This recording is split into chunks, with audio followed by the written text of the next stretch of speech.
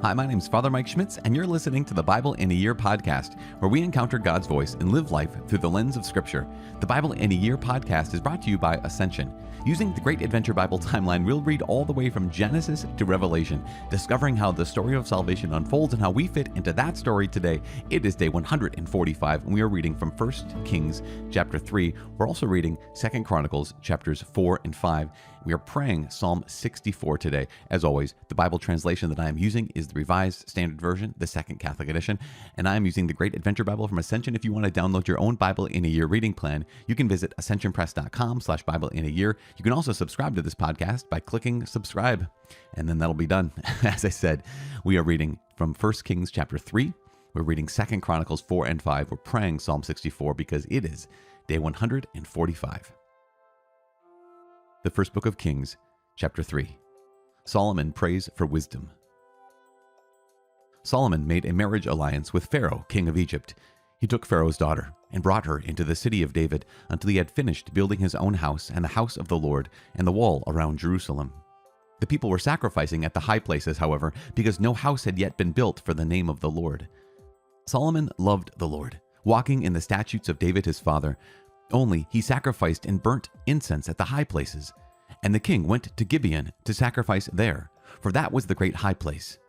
Solomon used to offer 1,000 burnt offerings upon that altar. At Gibeon, the Lord appeared to Solomon in a dream by night, and God said, "Ask what I shall give you." And Solomon said, "You have shown great and merciful love to your servant David my father, because he walked before you in faithfulness, in righteousness, and in uprightness of heart toward you. And you have kept for him this great and merciful love, and have given him a son to sit on his throne this day. And now, O Lord my God, you have made your servant king in place of David my father, although I am but a little child. I do not know how to go out or come in, and your servant is in the midst of your people whom you have chosen, a great people that cannot be numbered or counted for multitude. Give your servant, therefore, an understanding mind to govern your people, that I may discern between good and evil, for who is able to govern this great people of yours?" It pleased the Lord that Solomon had asked this, and God said to him, "Because you have asked this, and have not asked for yourself long life or riches or the life of your enemies, but have asked for yourself understanding to discern what is right, behold, I now do according to your word. Behold, I give you a wise and discerning mind, so that none like you has been before you, and none like you shall arise after you. I give you also what you have not asked, both riches and honor, so that no other king shall compare with you all your days. And if you will walk in my ways, keeping my statutes and my commandments, as your father David walked, then I will lengthen your days." And Solomon awoke, and behold, it was a dream. Then he came to Jerusalem, and stood before the ark of the covenant of the Lord, and offered up burnt offerings and peace offerings, and made a feast for all his servants. Solomon's wisdom in judgment. Then 2 harlots came to the king, and stood before him. The one woman said, "O my lord, this woman and I dwell in the same house, and I gave birth to a child while she was in the house. Then on the 3rd day after I was delivered, this woman also gave birth. And we were alone. There was no one else with us in the house. Only we 2 were in the house. And this woman's son died in the night because she lay on it. And she arose at midnight, and took my son from beside me while your maidservant slept, and laid it in her bosom, and laid her dead son in my bosom. When I rose in the morning to nurse my child, behold, it was dead. But when I looked at it closely in the morning, behold, it was not the child that I had born." And the other woman said, "No, the living child is mine, and the dead child is yours." The first said, "No, the dead child is yours, and the living child is mine." Thus they spoke before the king. Then the king said, "The one says, 'This is my son that is alive, and your son is dead.' And the other says, 'No, but your son is dead, and my son is the living one.' And the king said, 'Bring me a sword.' So a sword was brought before the king, and the king said, 'Divide the living child in 2, and give half to the one and half to the other.' Then the woman whose son was alive said to the king, because her heart yearned for her son, 'O my lord, give her the living child, and by no means slay it.'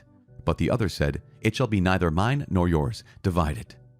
Then the king answered and said, 'Give the living child to the first woman, and by no means slay it. She is its mother.' And all Israel heard of the judgment which the king had rendered, and they stood in awe of the king, because they perceived that the wisdom of God was in him to render justice." The second book of Chronicles, chapter 4. Furnishings of the temple. He made an altar of bronze, 20 cubits long and 20 cubits wide and 10 cubits high. Then he made the molten sea. It was round, 10 cubits from brim to brim and 5 cubits high, and a line of 30 cubits measured its circumference.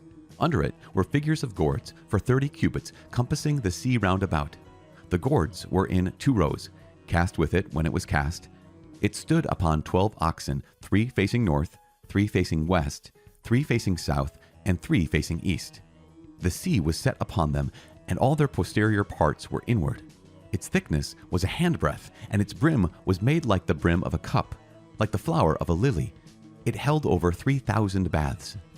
He also made 10 lavers in which to wash, and set 5 on the south side and 5 on the north side. In these they were to rinse off what was used for burnt offering, and the sea was for the priests to wash in. And he made 10 golden lampstands as prescribed, and set them in the temple, 5 on the south side and 5 on the north. He also made 10 tables, and placed them in the temple, 5 on the south side and 5 on the north.